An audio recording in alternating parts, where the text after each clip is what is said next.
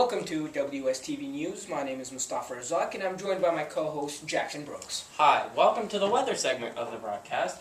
Currently, there are a couple of low-pressure systems in the northern Midwest, bringing snow and rain to much of the Midwest, with other low-pressure systems down into Texas, and a high-pressure system in between those low-pressure systems, bringing a lot of rain to Oklahoma, with a low-pressure system bringing a cold front and a warm front creating an occluded front up in the northwest that also brings rain along with it. There's also an occluded front over Maryland, bringing rain to much of the northeast. So over here, you can see that there's very warm temperatures in the east coast all the way down to Texas. There are temperatures in the 50s and 60s, but on the contrary, there's colder temperatures in the north Midwest, and you have temperatures ranging between the 20s and 40s. Currently, there is fog stretching from the Sand Hill region all the way down into Wilmington, into the Wilmington area, rather. And there's upper level clouds from the Outer Banks heading northward. From the information provided by this map, we can infer that there's currently no rain and just a lot of ground clutter in the center. So your 5-day forecast, stretching from Wednesday to sunny, it will be partly cloudy on Wednesday with a high of 82 and a low of 60.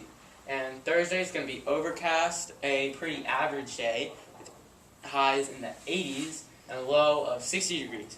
Partly cloudy on Friday with a high of 86 and a low of 64. And Saturday, there's a chance of rain and thunderstorms with a high of 88 and a low of 67. Sunday, it's going to be overcast with a high of 82 and a low of 68.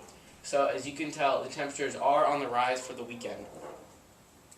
The single day weather report. So today, we got the high in 82 and the low is in 60 degrees. We've got gusts coming out from the south wind up to 7 knots, and the dew point is 57 degrees.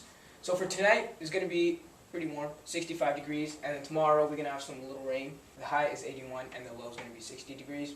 And now on to Matthew with a report on Hurricane Hugo. Hurricane Hugo was the strongest storm to strike the United States since Hurricane Camille pounded the Louisiana and Mississippi coast in 1969.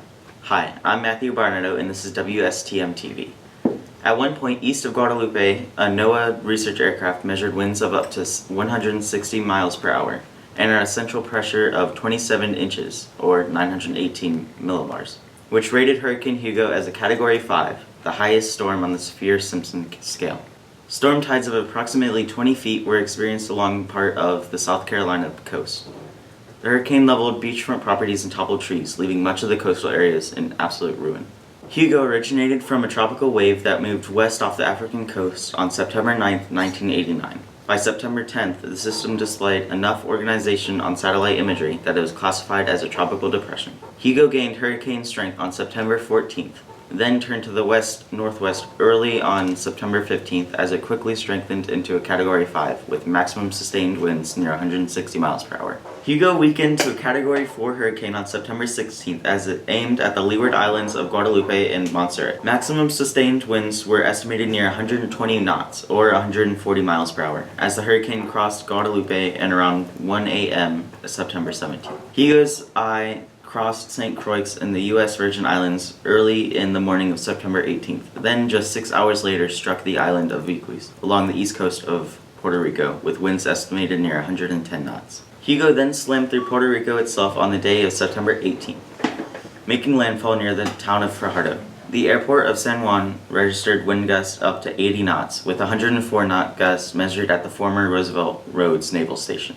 As Hugo crossed the Gulf Stream and approached the South Carolina coast during the evening of September 21st, the storm's pressure was 935 millibars and a maximum sustained winds of up to 140 miles per hour, again making the storm a Category 4 on the Saffir-Simpson hurricane wind scale. Landfall occurred at midnight, September 22nd, 1989, near Sullivan's Island, South Carolina. By 5 a.m. that day, Hurricane Hugo's center was crossing Interstate 77 between Columbia and Charlotte, with wind gusts at the Charlotte International Airport measured at 55 knots. Winds would eventually gust to an unbelievable 100 miles per hour in Charlotte. Hugo's winds across western North Carolina caused tremendous destruction to a region that virtually never sees impacts from a tropical system. Hurricane Hugo caused major damage, even in Charlotte, causing 3 deaths. The storm had left about 85% of residents and businesses without power due to trees and other objects falling on power lines. The hurricane-force winds coming from Hugo, even when it was 200 miles off the coast, caused windows to blow out and caused WSOC-TV antenna tower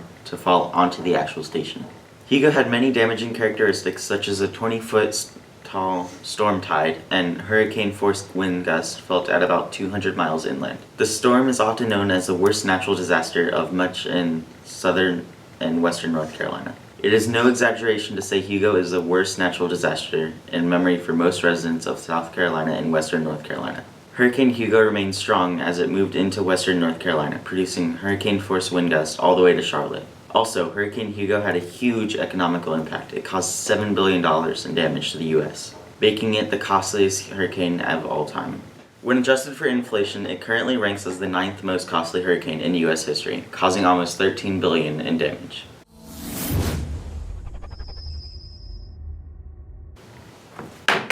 Bam!